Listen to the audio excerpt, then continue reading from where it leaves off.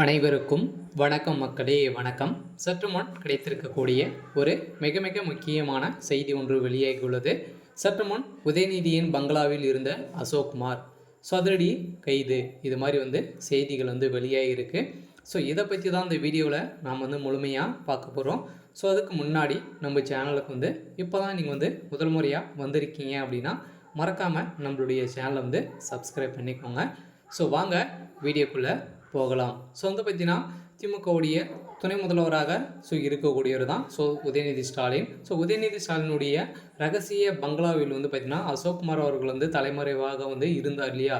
So அவர் பார்த்தீங்கன்னா அதிரடியாக இப்போ செந்தில் பாலாஜி அவர்கள் அமைச்சராக பொறுப்பேற்ற பிறகு வெளியில் வந்த சம்பவம் பெரும் பரபரப்பை ஏற்படுத்தியிருக்கு. ஸோ இதன் அடிப்படையில் தான் பார்த்திங்கன்னா உதயநிதி பங்களாவில் இருக்கக்கூடிய அசோக்குமார் அவர்கள் வெளியே தலை காட்டிய சம்பவம் பெரும் பரபரப்பை ஏற்படுத்தியிருக்கு.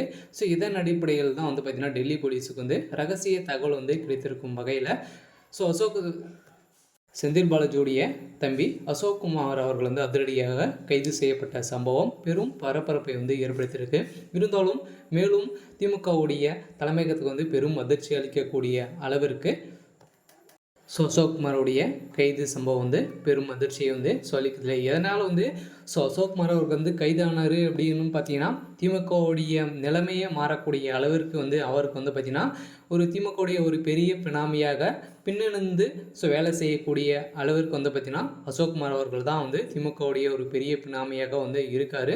செந்தில் பாலாஜி அவர்களுக்கும் முக்கிய புள்ளியாகவும் இருந்த ஒருவர் தான் அசோக்குமார். இந்த அசோக்குமார் அவர்கள் பார்த்திங்கன்னா கரூர் மாவட்டத்தில் இருக்கக்கூடியதான். ஸோ கரூர் மாவட்டத்தை அனைத்துமே கைக்குள் வைத்திருக்கக்கூடிய ஒருவர் தான் செந்தில் பாலாஜியுடைய தம்பி அசோக்குமார். அசோக்குமார் அவர்கள் இப்போ சதுரடியாக சிக்கிய சம்பவம் பெரும் பரபரப்பை ஏற்படுத்தியிருக்கு. இருந்தாலும் செந்தில் பாலாஜியுடைய வழக்கில் ஒரு முக்கிய நபராக இருக்கார் இல்லையா. ஸோ செந்தில் பாலாஜியுடைய ஊழல் வழக்கில் வசமாக சிக்கியிருந்த நிலையில் அவர் பார்த்திங்கன்னா 471 நாட்களாகவே புழல் சிறையிலிருந்து இருந்து இப்போ ரிலீஸ் ஆகி 3 நாட்களே அமைச்சராக ஆயிருந்த நிலையில் மீண்டும் அதிரடியாக பார்த்திங்கன்னா செந்தில் பாலாஜி அவர்களுக்கு ஒரு சிக்கல் ஏற்பட்டிருக்கு இல்லையா. ஸோ அமைச்சராக இல்லை அப்படின்றது ஒரு அடிப்படையில் தான் நீதிமன்றம் பார்த்திங்கன்னா அவருக்கு ஜாமீன் வழங்கியிருந்தாங்க. இருந்தாலும் திமுகவுடைய தலைமையகம் அவருக்கு பார்த்திங்கன்னா அமைச்சர் பதவி கொடுத்த காரணத்தினால சதுரடியாக மீண்டும் செந்தில் பாலாஜிக்கு கைது செய்யப்பட்ட சம்பவம் பெரும் பரபரப்பையும்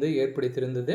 இருந்தாலும் இப்போ பார்த்திங்கன்னா அவருடைய வழக்கில் மீண்டும் கைதாகக்கூடியவர் தான் செந்தில் பாலாஜியுடைய தம்பி அசோக்குமார். அவருடைய சம்மந்தப்பட்ட அவர் பார்த்திங்கன்னா செந்தில் பாலாஜியுடைய தம்பி அசோக்குமார் அவர்கள் கண்டக் பஞ்சாயத்தில் முக்கிய நபராக விளங்கக்கூடியவர் தான் அசோக்குமார் அவர்கள்.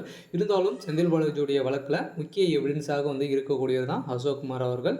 இருந்தாலும் அசோக்குமார் அவர்கள் சிக்கியிருக்க நிலையில் திமுகவுடைய தலைமையகத்துக்கு பெரும் அதிர்ச்சியை அளித்திருக்கு. இருந்தாலும் என்ன நடக்க போகுது அப்படின்றத நாம் வெயிட் பண்ணி பார்க்கலாம். இது மாதிரி அரசியல் சார்ந்த நிகழ்வுகளை தெரிஞ்சுக்கணும் அப்படின்னா மறக்காமல் நம்மளுடைய சேனலை சப்ஸ்கிரைப் பண்ணிக்கோங்க. தேங்க்யூ.